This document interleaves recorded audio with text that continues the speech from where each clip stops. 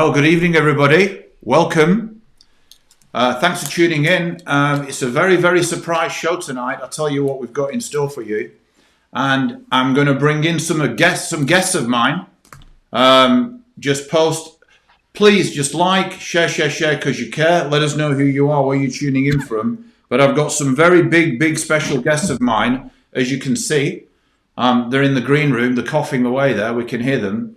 But I'm going to bring them in. We're going to have a great night. Like, share, because you care. This is going to be great.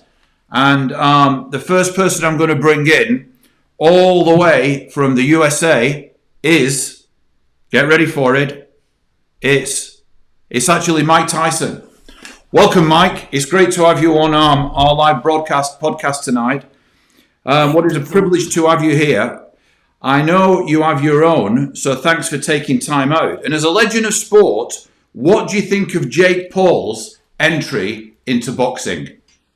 Well, thank you so much, Terry, first of all, for having me on your podcast. You know, it's just a privilege and such an honor to be here talking to you, too. So thank you so much for that. You know, a lot of people talking about Jake Paul's entry into the boxing area, but, you know, Jake Paul doing a lot of good for the sport and up-and-coming fighters. You know, because a lot of them don't get paid what they should be paid. Did you know about that, Terry? Yeah, I do. I understand that. I know about it, but I just thought it was a bit funny. Like, you've got a YouTube guy, he's trying to make himself famous, and he said he was going to do, and he has done, but is he really fit to contend for some serious fights? I mean, do you think you could take him even at your age, Mike? Hey, that's an interesting question because, you know, anybody's got the right to enter into the sport of boxing and become a fighter. You know, if he got the skills and he feels that he's dropping people, you know, from all over the world who've been in the sport and some not been in the sport, but he's doing a great job. So, you know, it's not for anybody to say to a guy like that he can't be a fighter. You know, and he putting boxing on the map too. And you know, could I fight him? You know, there's been some talk of us fighting in the future, but I don't know. You know, I'm retired and maybe for charity or something like that. But you know, to see a guy like that doing so much great for the sport makes me emotional. I can hear that. Well, thanks, Mike. Thanks for your time. I know. You've got other things to do. I know you're preparing for back to the podcast. I think you're preparing for a fight maybe with John Fury. I know he called you out, so I'll let you get off and train for that. But with that in mind, I just want to ask Tyson Fury a few questions now. Tyson, I mean, it was great to see you in Nottingham recently, and your dad. It was great to spend time with your dad, and I got put on the VIP list on one of the front tables. And very much deserved, Terry. Very much deserved, Terry. Well, no, it was a real honour because we bought tickets and we went, but then we suddenly found out we were on the guest list. It was quite funny, and it was great that your dad always honours me and thanks me he calls me his prison chaplain for going in. And before, I'll never forget it because I went there and I told my story, like you've been telling yours, Tyson, on your tour, and then I was praying for people at the end, and it was interesting because when I said, "What's your name?" he went, "John Fury." And then I said, "Right, I'm going to pray for you." And straight away he said, "Pray for my son." I said, "Well, I'll do that. What's his name?" He went, "Tyson Fury." Yeah. And I said, "Who's he?" It was 2014. I'd never heard of you. And he said, "He's a boxer." I said, "Right, let's pray." And I prayed for you, Tyson, and prayed for your dad. And then 2015, everybody had heard of you and your dad in an amazing, powerful way. So we're proud of you. We love you and honour you. But and I just want to interrupt for a moment, Terry, and just say that obviously them prayers worked out well because my dad speaks about you quite often. And, you know, your prayers were with him and his prayers were with you and his prayers were with me. And look what happened several years later. You know, I only became the heavyweight champion of the world. So, you know, we're all very grateful for you, for your prayers, Terry, and your contribution to my dad's life when he was at a low point. Thank you. No, it was an honour and privilege, and it was great to see that you win the title, and then you know, your story of panic attacks, anxiety, mental health, you know, overweight, huge, and then you know you share publicly about how you prayed, and how you then made the decision. And one of the greatest comebacks in world history. It's far better than any Rocky film or anything. And the whole family's an inspiration. So we love you and honour you. But I just want to ask you this question. Your brother, Tommy, was actually going to fight Jake Paul, but that got cancelled. What do you think would have happened if that fight had gone ahead? Do you know what? I've been asked this question a few times recently, and all I can say is that fella, Jake Paul, YouTuber, I don't know what he is, to be honest. I don't even know how he's made his money, but he's obviously going to be a YouTuber or something, but the man don't belong in the ring. If he'd have stepped into the ring with my brother, right, I'll tell you what, it wouldn't have been just a single rib that would have broken in the same way that happened to Tommy. He'd have smashed every single one of his ribs and completely messed up his face. So I'll tell you what, he'll have whipped him around that ring 7 days a week and twice on a Sunday. Do you reckon he's got any chance against someone from a fighting dynasty? Like the Fury family? I don't at all. He would have ended up spare ribs. Jake Paul would have been spare ribs. Spare ribs, that's what would have done to him, and slung him up in a rack and then spare ribs. Him. And would you have ate him? Would you have eaten him? Would you think your dad would have eaten him? Well, listen, I, as Big John Fury, I like to, I eat tougher things than a man like Jake Paul, believe me, and them ribs. I eat nails and I eat wood and cement. I drink bleach. And, Jake Paul's, he's no meal for me, but I'll tell you what, I reckon if you put me in a ring with him, I could do away with him within about 2, I might be 50 or whatever, but I'll tell you, I could do away with the man in no time, don't worry about that. Well, thanks, John, and it's good to have you on the show. We're just talking about your Truth Tour that you did. I believe you're going to do another one this year, and it was great to see you on Tyson's Homecoming Tour. But also, Jake Paul kept saying when he beats him, he wants him to change his name to Tommy Fumbles. What do you think of that? When we said something daft like that, that just shows what a kid he is, doesn't it? But I'll tell you what, that fella, once he loses, because I'll disown my own son if he loses, because there ain't no chance he's going to lose. That's how sure I am that my son Tommy is going to do away with a man like Jake Paul. But I'll tell you something else. If he wants to play a bet like that, I say that when he loses, he should change his name to Snake Paul, because that's what he is. The man's a slithering, slimy little snake. Do you know that? Well, I do now. I hadn't really heard of him until this fight that was coming up. But can we hear what Tommy Fury, what's your son Tommy got to say on this matter? Well, listen, I wanted to fight him, but unfortunately, things happen in the sweet science of boxing, and I know that sweet science, and unfortunately, why would I? Do you think I've got any problem beating a man like that? The only reason I went into it was because I was going to get paid millions of pounds to go and do a job on it. It was a bank robbery. That's what it was at the end of the day. I'd have gone there in Las Vegas and I've taken away my purse, my healthy little purse, spoilt the missus, spoilt the family, and only have had to do 1 round for it. So, I will be doing it at the right time when my rib has healed and we're ready to fight. Don't worry about that. Don't worry about that then. You sound like your dad there, Tommy. That's great. Oh, well, every one of us said that, I get that from my dad. I say don't worry about that. I say don't worry about that. And also Tyson says don't worry about that, so don't worry about that. Yeah, and twice on a Sunday. Twice on a Sunday. Twice on a Sunday.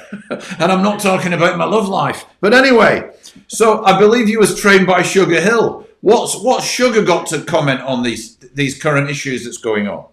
That's right. I only train my fighters for knockouts. Tommy was trained for a knockout, and knockouts is what the big dogs pull out the knockouts at the right times. Whether it's early in the round, I believe that Tommy would have done it in the early rounds. But either way, it would have been knockout time, baby. So don't worry about that. Get up there, my boy.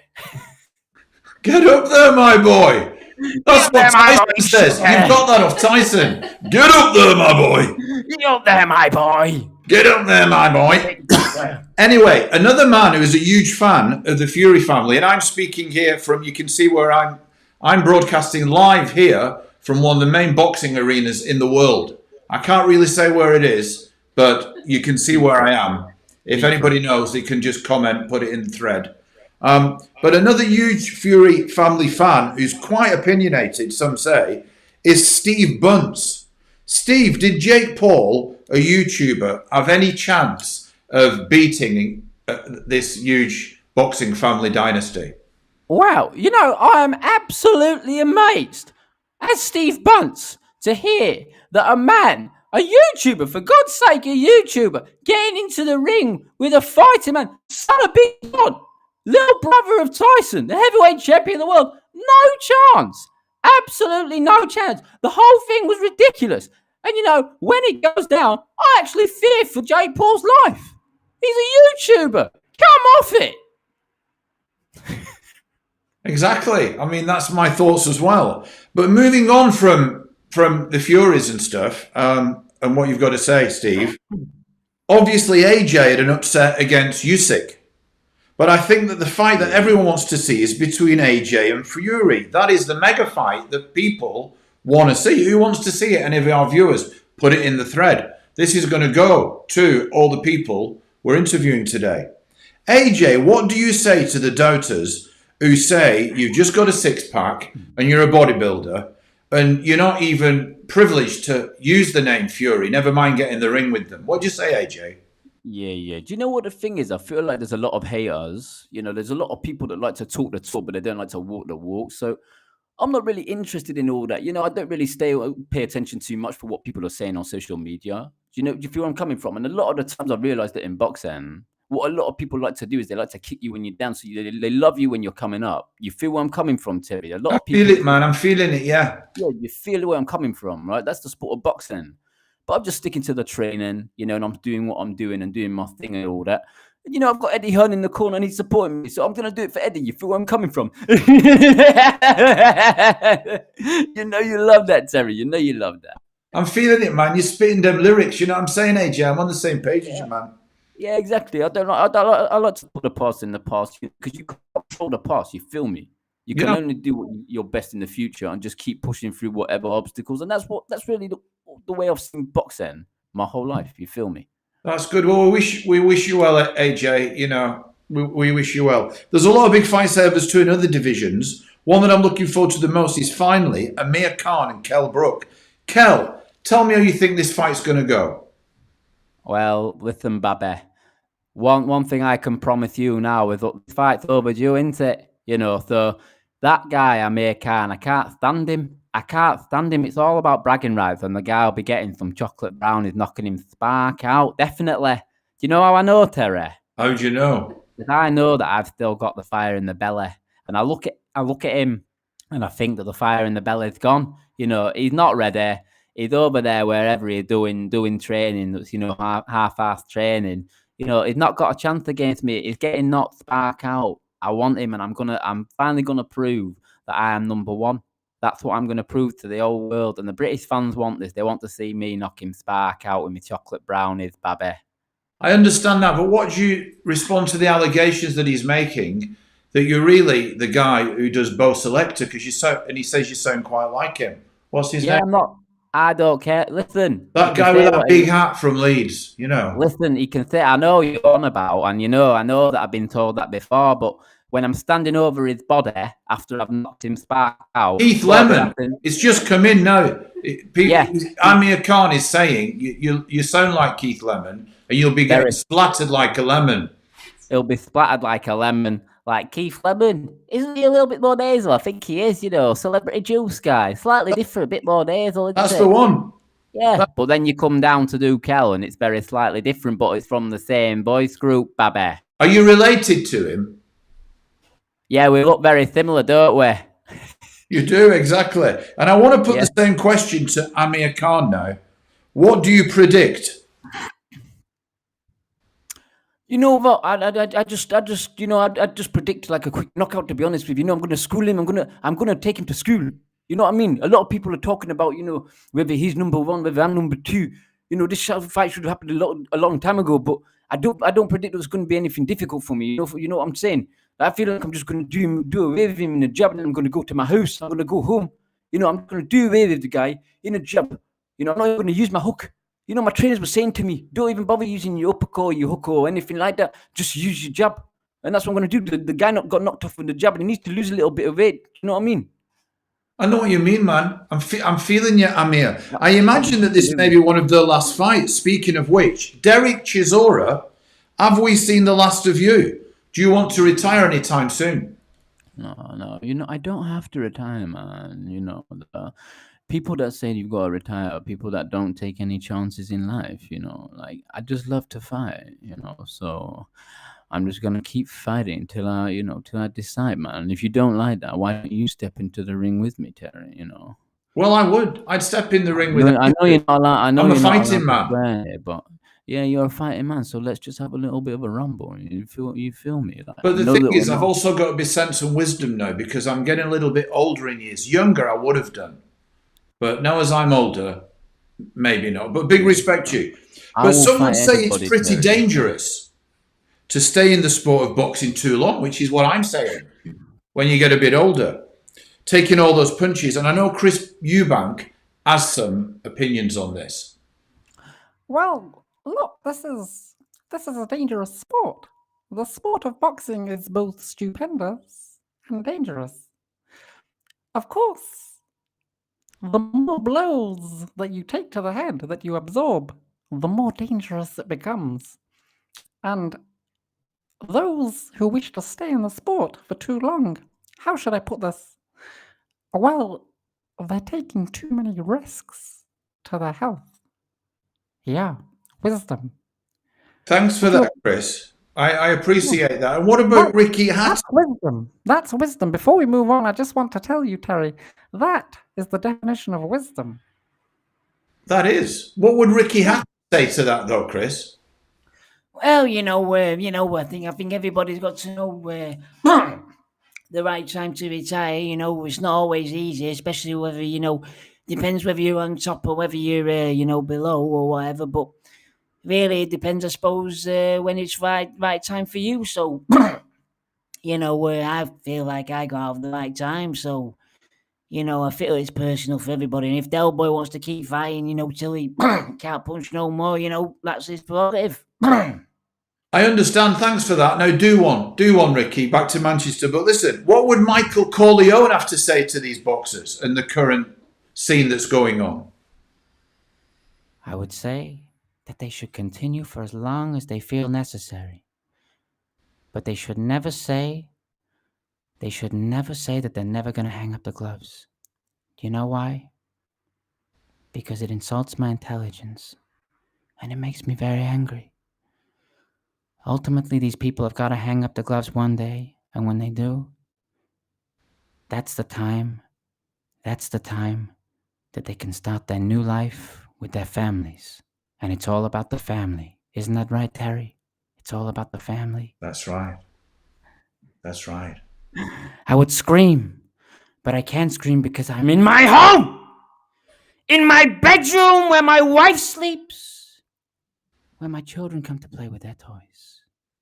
In my home. So I didn't scream, Terry, but then I did. Thank you, because the more quietly you are, the more sinister you are. I've found. The more evil the intention. The more psychopathic and sociopathic. And opening the eyes Talking wide. of psychopathic and sociopathic, what would Donald J. Trump have to say? Well, you know what? You say what would he have to say, but you know why I don't like that question? You want to know, Terry? Because you're a wonderful guy, but you never actually asked me anything. So why don't you? You must be from BBC. Are you from BBC? Why don't you ask me a question? Okay. Why don't you ask me something? What do you want to know? What I would say about what? Are we talking about? Okay, Mr. Trump. No, I know you met with Tyson Fury when you was in office. What would you say? What would you say to people who are boxers, sports people in leadership? What would you say to them? It's really simple, and I'll tell you the truth. Whatever happens, wherever you want to go in life, simply do this. Just deny it. Just don't say what you don't think people want to hear and say what you think they do want to hear. It doesn't matter. It doesn't matter whether it's true, and it doesn't matter whether it's false. Just go. Make your goal. Set your sights on the goal. And go for it. And you know why I like you, Terry? Because that was a great question. You can't be working for CNN. You don't work for CNN, right? You don't work for CNN. No, not at all. Frankly, I'd say that was one of the most fantastic questions that I've ever had, and I've had a lot. Okay. Thank you. It's a beautiful question, a beautiful answer. One Beautiful final question. question, Mr. Trump. So, what would you say to these allegations of parties, people partying in Downing Street with restrictions on? I mean, did you party in the White House? Do you know what the current administration's? What are your thoughts on Biden? We've had a lot of those. We've had a lot of those. Well, simply I don't like it when people like to attack. The press can be very vicious, but these are ruthless, horrible people. And Boris, he's a wonderful guy too, like you. And I get along with him. I always get along with Boris. And when I see the media talking about cheese, and they're talking about wine, it has nothing to do with it. So these are vicious people. And you know what else? They are enemies of the people. And a lot of it is fake news, unfortunately. I say it all the time, but it doesn't make it any less true. It's fake news. But apparently, the cheese wasn't even expensive, so I probably wouldn't have joined in that party. And plus, I don't drink, so anybody reporting on that is a bad thing. You know what they are, Terry? Frankly, What are they? they're losers. Losers. Total losers. It's a fake story. Boris is a great guy, and you know what else? I love his haircut. Yeah. I really do. It's very similar to yours, Mr. Trump. That's insulting because, frankly, I don't think anybody's. There's a lot of reviews on some real newspapers, not fake BBC or CNN. There's real reviews where people say he's got the best haircut probably ever. So I'd be careful before you say that it's similar. Okay. It's nothing like it. Mine is 10 times better, probably even 1,000,000 times better. So. And where do you get your haircut? Which country do you get your haircut done in, Mr. Trump, finally? I get it done in a secret place. You know why? China.